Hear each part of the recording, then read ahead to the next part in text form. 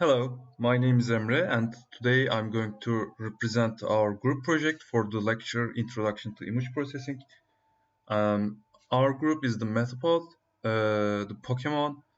So we have named the project after the Pokemon Metapod image editor, and this is our logo. As you can see it here, it's the Metapod Pokemon.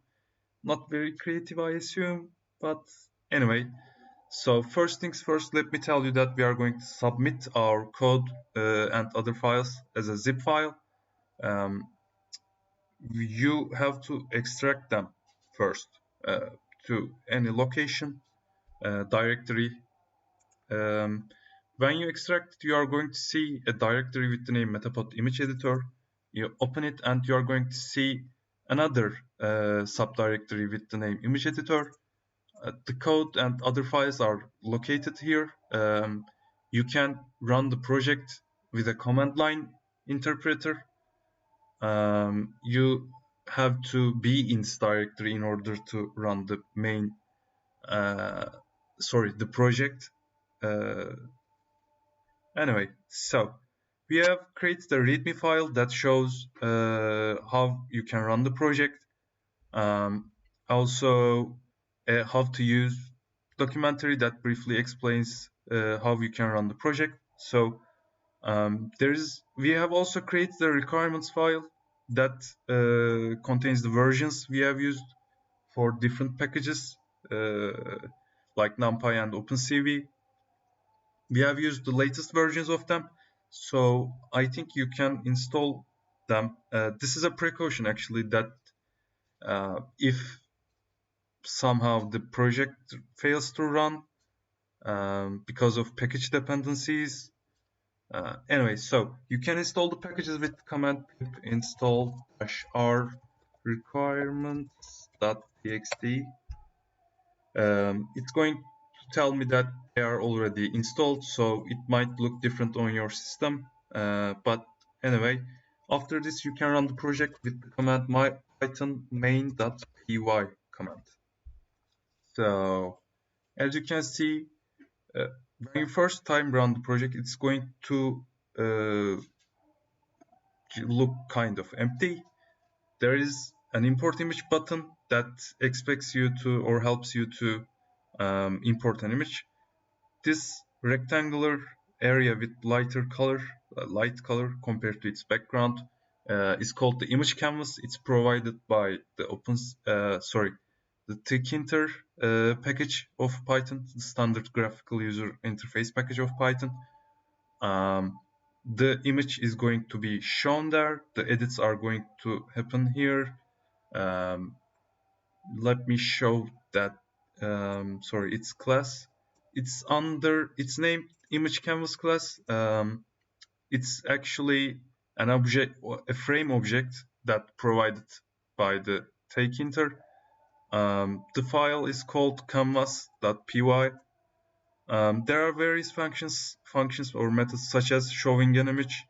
Basically, showing works by resizing the uploaded image based on the canvas size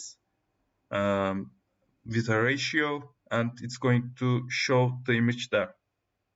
So, moving on, there is also a clear function that resets the canvas or removes the image from it. There's also a rotate function. It's a basic operation that converts the image or rotates image by 90 degrees clockwise. And there's a crop functionality. The crop functionality consists of different methods because, in order to crop the image, we have to capture events like mouse click or, just releasing a mouse click. Anyway, so there are also enhance functionality that automatically enhances an image using adaptive histogram equalization provided by OpenCV. We have given references to them here, and there is also a gamma correction technique that converts or corrects an underexposed image to make it more light lighter, not lighter actually, more luminant, like fixes its lightning. So there is also an update, a method that lets you update brightness and contrast of an image. So let me demonstrate them. First of all, we have used this image. It's an image of a Rubik's Cube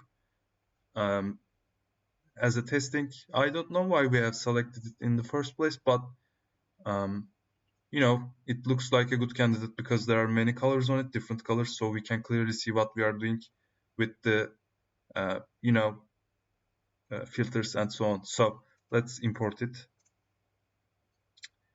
So let me show you the crop functionality. When you press it first, you are going to see that the message is going to change to let you know that you are currently in a cropping mode.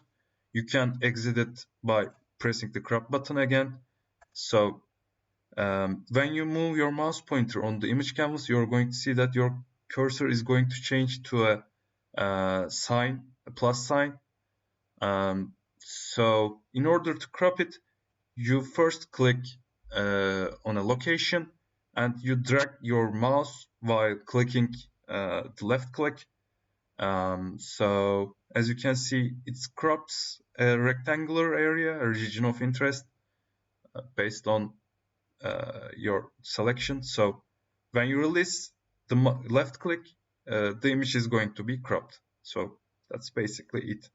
There's also an undo button that helps you revert the image to its original state. So let's convert it.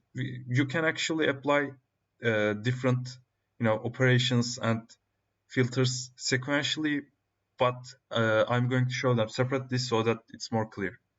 So the next is rotating. I have mentioned rotating before in the while showing you the code. So it rotates the image 90 degrees on the clockwise side or direction. So that's basically all about rotation. So the next functionality is mirroring. It's with the button mirror. Mirroring is basically converting an image horizontally, like flipping it, literally, like this and like this. That's basically all about it. So let me show you automatic enhancement, what it looks like. I don't know if you would call it enhanced, but it looks kinda better, I think. So this is the gamma correction. This image is not an underexposed image, so it's going to look a little bit brighter. That's normal. We couldn't find any underexposed image, so anyway, let me show you what contrast and brightness looks like. So when you click on the contrast and brightness button, you're going to see a new window is going to show up with sliders. You can basically slide them and change brightness and contrast values of images. We have used OpenCV's techniques mentioned in OpenCV's documentaries. So we basically multiply a pixel with a contrast value between 1 and 1.0 and 3.0, and we sum the multiplied value with a beta value, and that's our brightness. Let me show them again. So it's contrast and this is brightness. So moving on, the next functionality we have is filters. We have applied filters about 21 or 22, I don't remember exactly right now. So let's talk about them. First things first, you can close this, what do you call it, a frame by pressing the exit button like this, and you can open it again, it doesn't matter.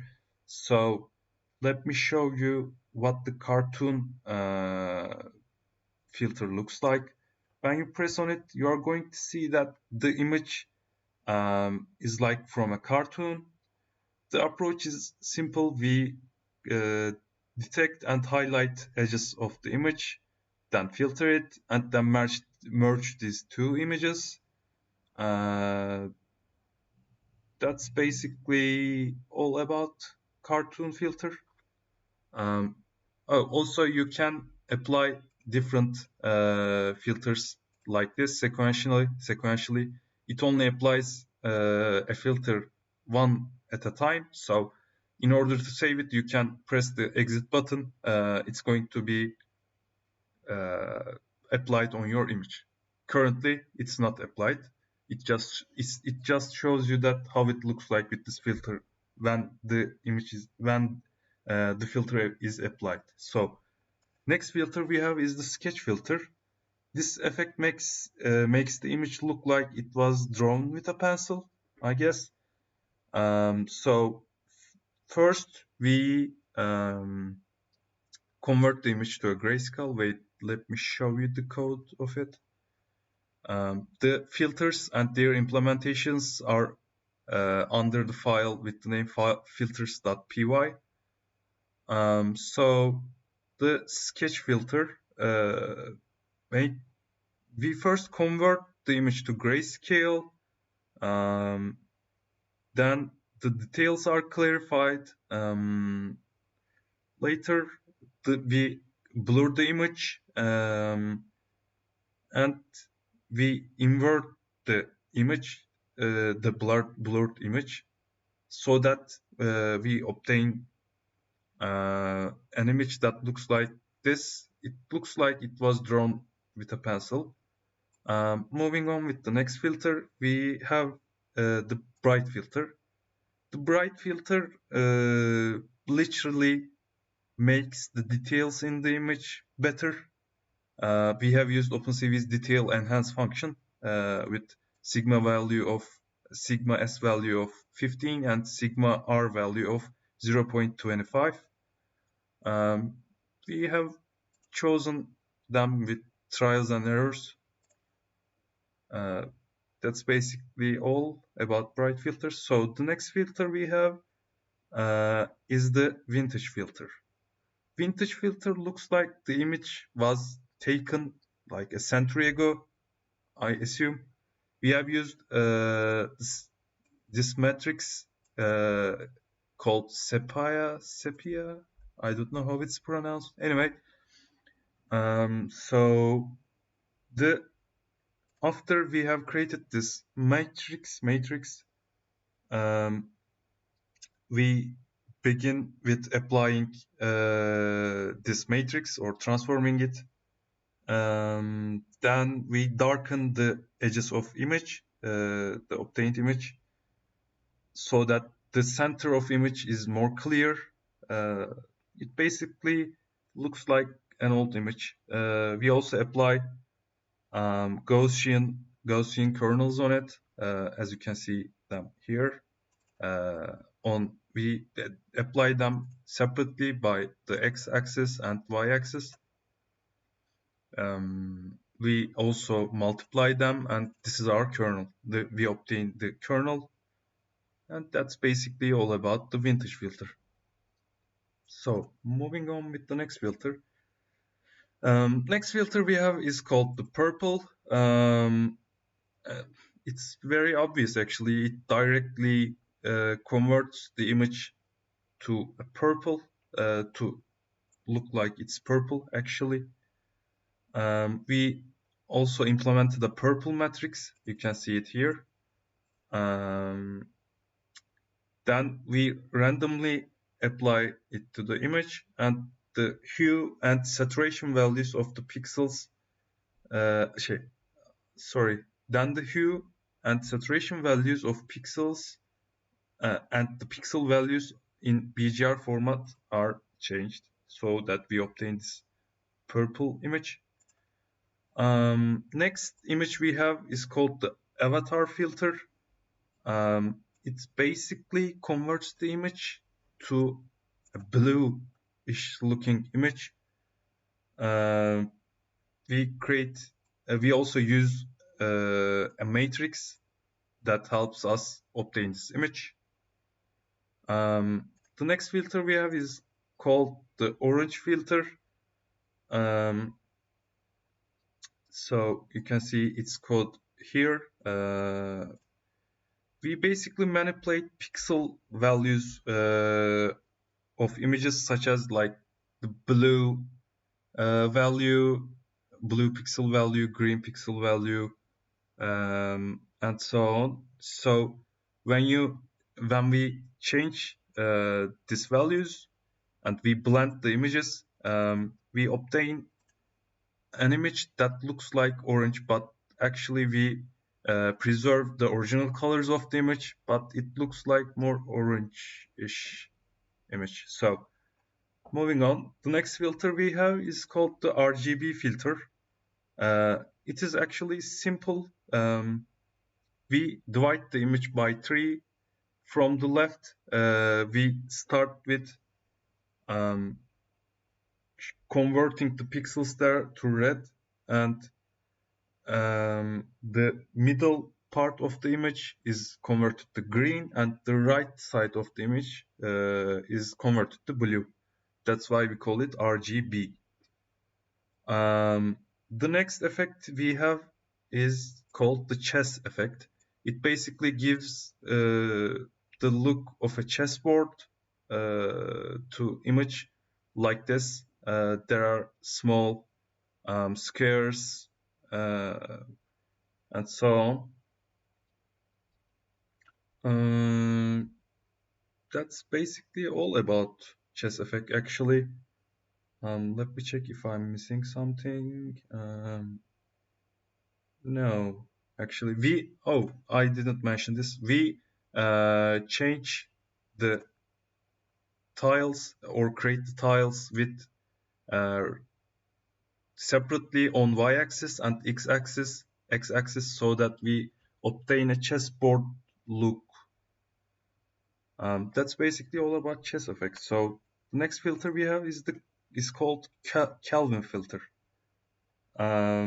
So first we change the hue and saturation values, then we convert the image to BGR format, and we manipulate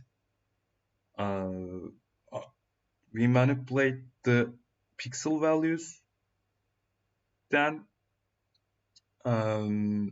we blend the changed pixel values and the images so that we obtain this filter. It looks like the filter, this filter gives heat to image, I think. That's how I would describe it. Anyway, the next filter we have is called Nashville filter. Nashville filter, let me show its code. The hue and saturation values are also and the pixel values are changed. The pixel values are in the BGR format here. So then we limit the HSV values of images in HSV color space. Then we obtain this filter. Sorry about that. Moving on with the next filter. Next filter we have is called Old Pink. We actually change the pixel values and in HSV color space and BGR color space again, like in the Nashville filter. The basic difference is that the blue, green, and red values are different. That's basically all about the Old Pink filter. Moving on, the next filter we have is called the toaster filter. It makes your image look like more yellowish.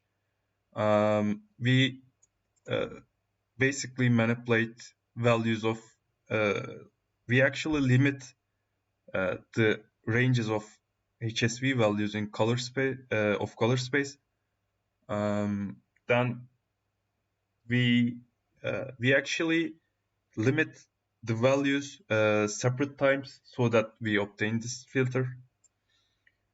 Then there is the inkwell filter. Inkwell filter basically makes an image look like it was,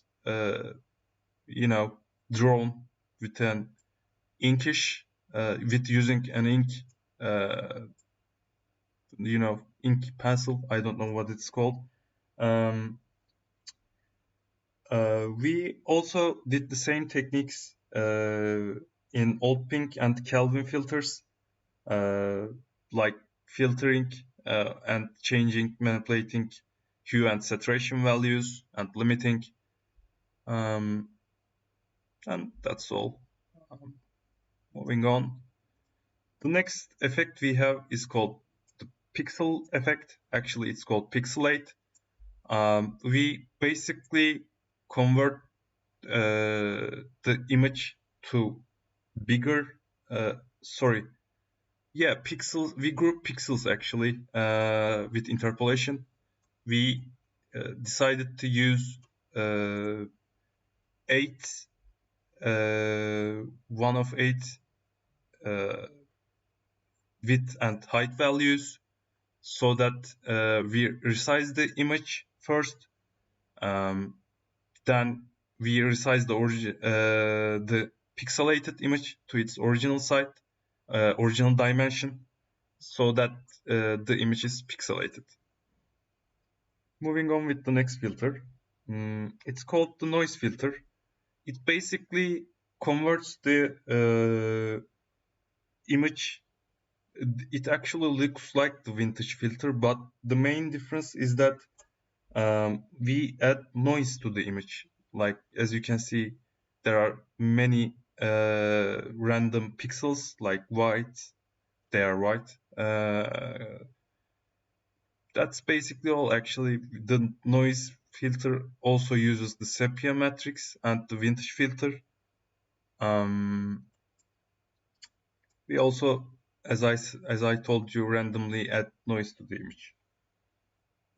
So moving on with the next filter, it's called the electrify, to give the image look of an, there is an electricity current flowing through the image. It's basically it. Let me tell you how we did it. First, we convert the image to grayscale. Then we detect edges using Edge detector on it. Then we convert the detected edges, the image with edges, to BGR. Then we convert it to HSV, because we are going to manipulate pixel values, like randomize them, so that it looks like there's an electricity current flowing through the image, actually the edges of the image. Then we basically, on the HSV image, we basically get the image pixels with brighter colors, like white or something like that. Then we basically locate these pixels and manipulate them with randoming, like actually assigning random values to them, so that they are randomly colorized. As you can see, there's red, blue, green, purple, etc. That's basically all about electrify filter. The next filter is called the cursed filter. This filter basically randomizes the images. First, we split it in. We first split the image in BGR channels, and we generate two random displacement vectors, like you can see them here. Vector 1 is a vector between the range -50 and 0, and the other one is within the range 0 and 50. We decided to use these ranges on trials and errors, so that it will be more randomized. This filter actually randomizes the images, basically. Then we move the red channel of the image based on the first vector we created, and we move the green channel of the image based on the second vector. Then we combine or merge the images the channels, the moved channels, so that the image looks like kind of cursed. I don't know. Anyway, I forgot to mention that we also used the emboss kernel so that the image would look like more sharpened, so that it will look more cursed. That's all about this filter. So the next filter we have is called emboss. We basically use the same emboss kernel we have used in the cursed filter, but we apply them separately on the y-axis and on left side and right side. Wait. We then manipulate each pixel based on the kernels we have created. That's all. Next filter we have is called invert. This is actually a simple and classical or traditional filter. This filter basically inverts the colors we have on images, gets complementary of each color. Like this side was actually red on the original image. Now it's kind of green, and so on. We used OpenCV's bytewise not function to implement this. So the next filter we have is called glowing edges. It basically detects images, detects edges using kernel, and then we actually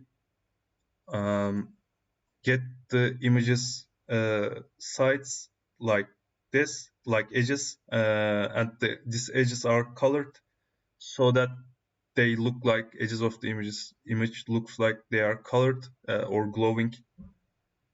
That's all. The next filter we have is called the pale filter. The pale filter, we actually used another kernel called the sharpen filter. This filter basically decreases the luminance of image and looks like it's more pale. That's all. We also convolve this kernel and we convolve the image with this kernel. The next one we have is called the blur. It basically removes noise from image so that it looks more smooth. Yeah, we could have actually used OpenCV's function for that, but yeah, did it this way so that it would be more different. There's also a remove filter button that removes the filter or resets the image to original state, but you don't need to press this every time you want to apply any filter. You apply any filter like this. For example, let's choose RGB. When I press on exit, the image is going to be look like this, and let's crop it so that I can show you this program works well. So let's apply another filter. This time let's choose cursed filter. As you can see, it's more cursed now, I think.